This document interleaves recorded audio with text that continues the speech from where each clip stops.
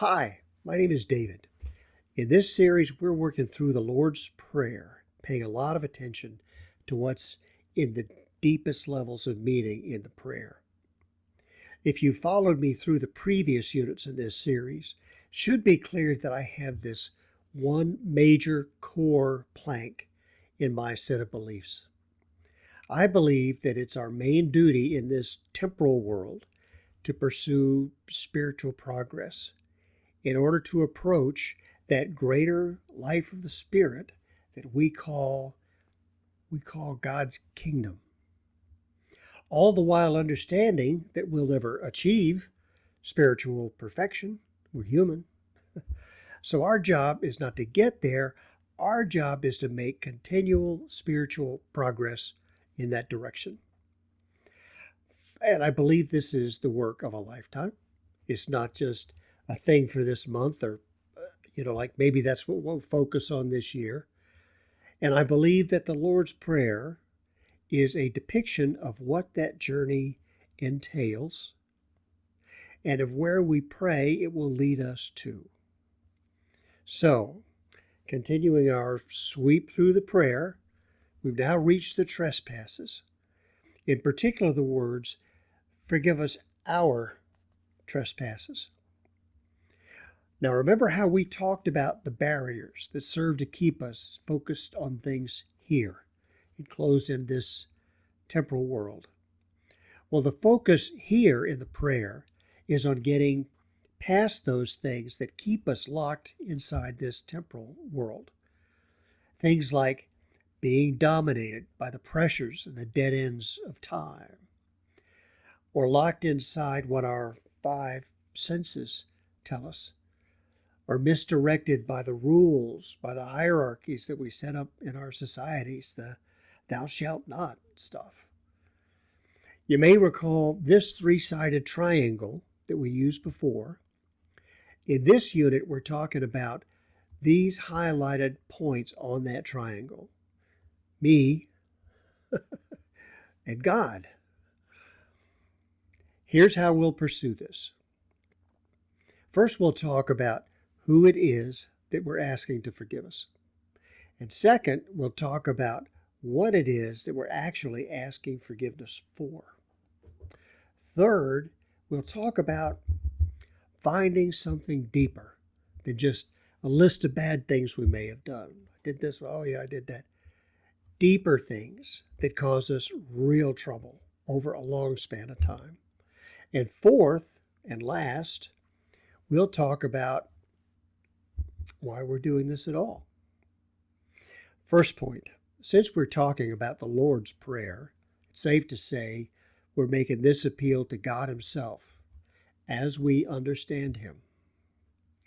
It's interesting to talk about God in the Bible because in a metaphorical sense, and the Bible is a metaphorical book, God changes as the Bible progresses.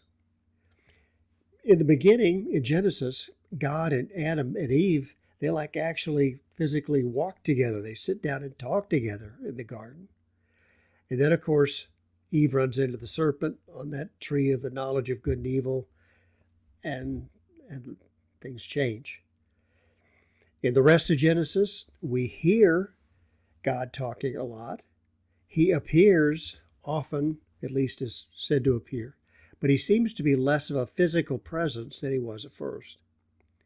Then in Exodus, the next book in the Bible, God appears as a voice speaking to Moses out of a burning bush. Here's a great picture out of a burning bush. And it's only to Moses, who is like God's main guy among his chosen people, it's only to Moses that there seems to be an actual physical appearance in the Exodus story.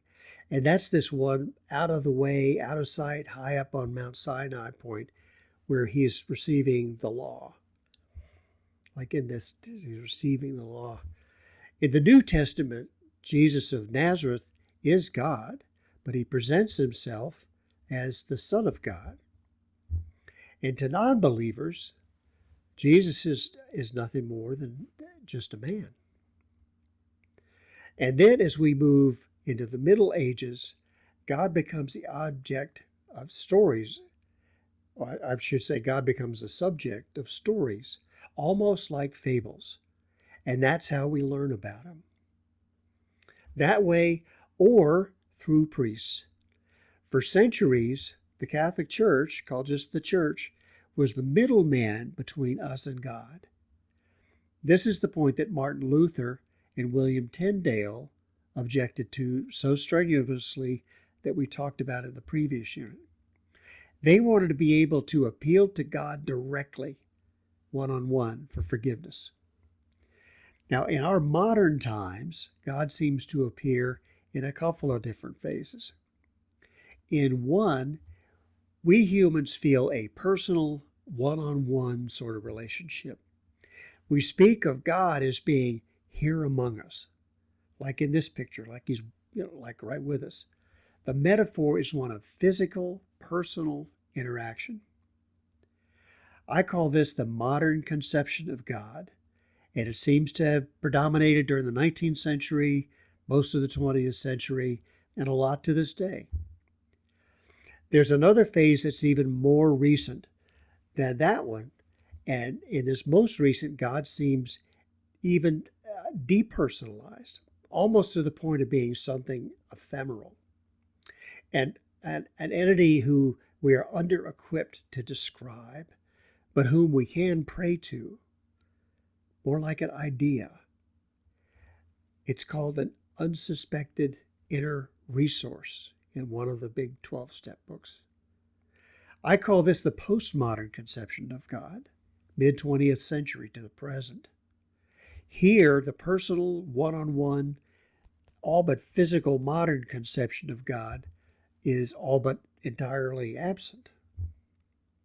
All this is to say that no one conception of God is right, and all the others are wrong.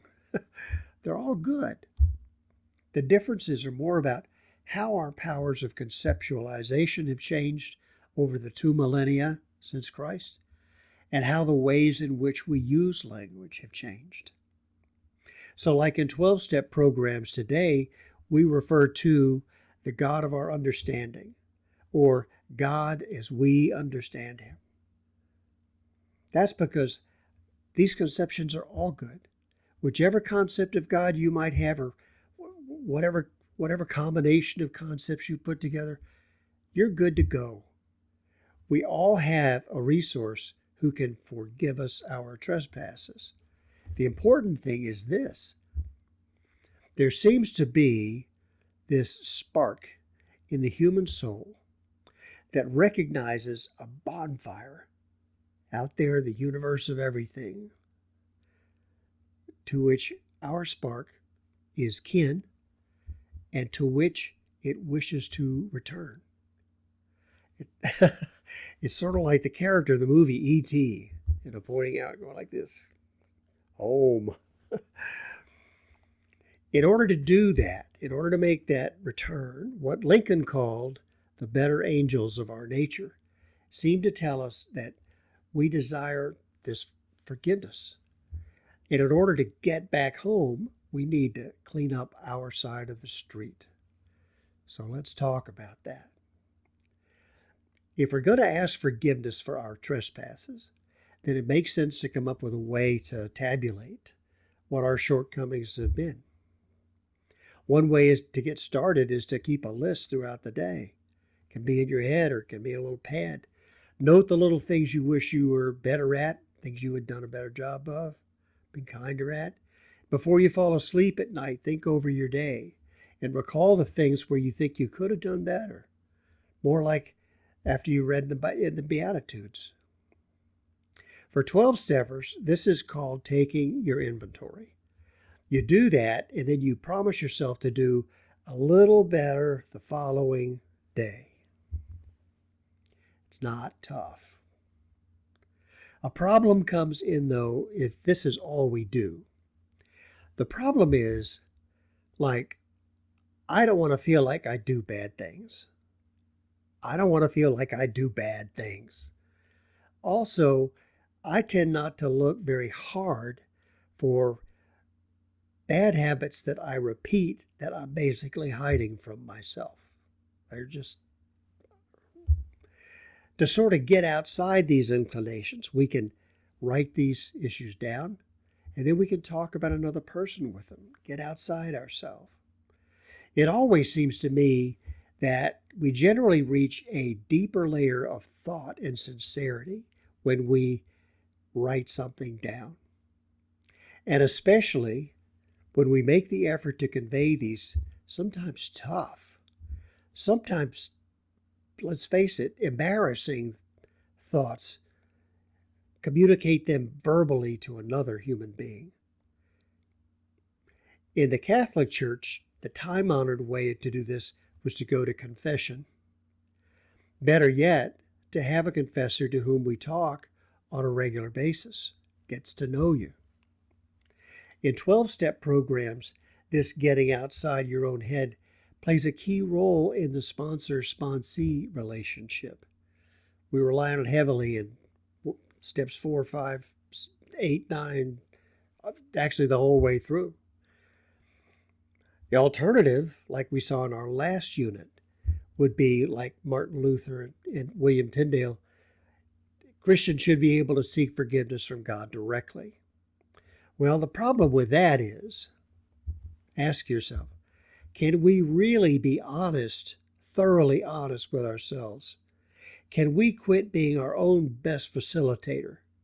I mean, we just skip ourselves over the parts that are really too tough to deal with.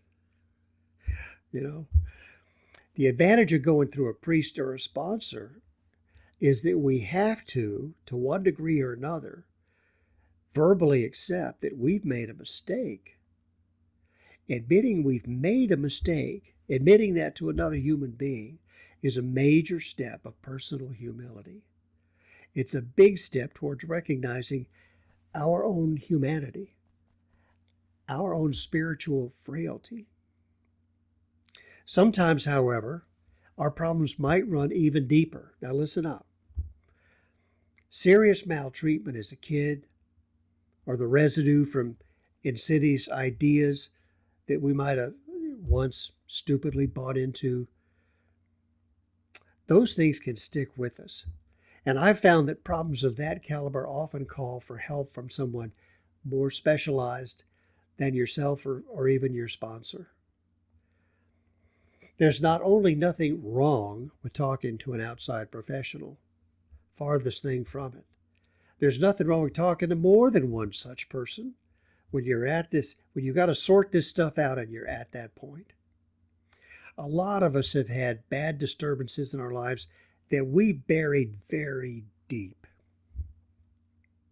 We might even hardly know they're still there, still being a factor in our habits, and we see it in our emotions, our emotional reactions. And so these disturbances can have a massive effect on our behavior.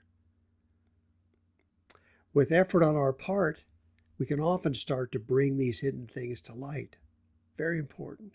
So that one day at a time, we can start restructuring some very damaged parts of ourselves.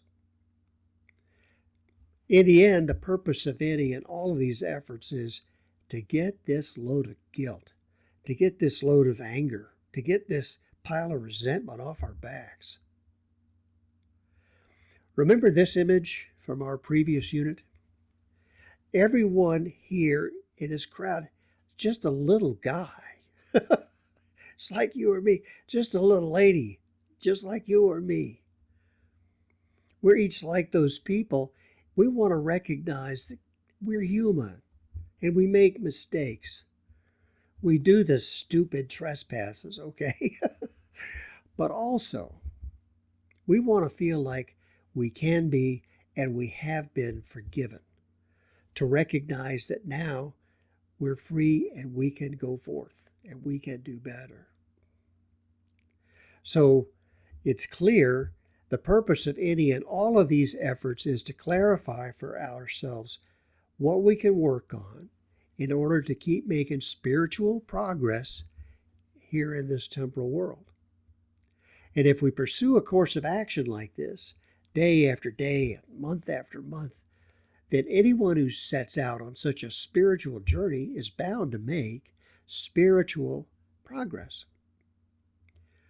In addition, if you're a 12-stepper, these processes help clear up a life that has become unmanageable. When we're clean and sober, we can avoid the sorts of disasters we may have faced in the past. Disasters like living in isolation, or getting arrested, or losing our jobs and our money, living on the street, losing our families, losing our health, or even worse, dying from our addictions. Instead, we find ourselves reaching out for a richer, greater life, a healthy, happy life in mind and spirit, a life of contentment, peaceful, joyous, a life of continuous spiritual growth, and importantly, an expanded life in society among our fellow men, and all in accordance with God's will. And here's the thing. We make these efforts in order to get ready for our big ask, which is still a few lines away in the prayer. But we're moving ahead. Thanks for joining in. See you next time.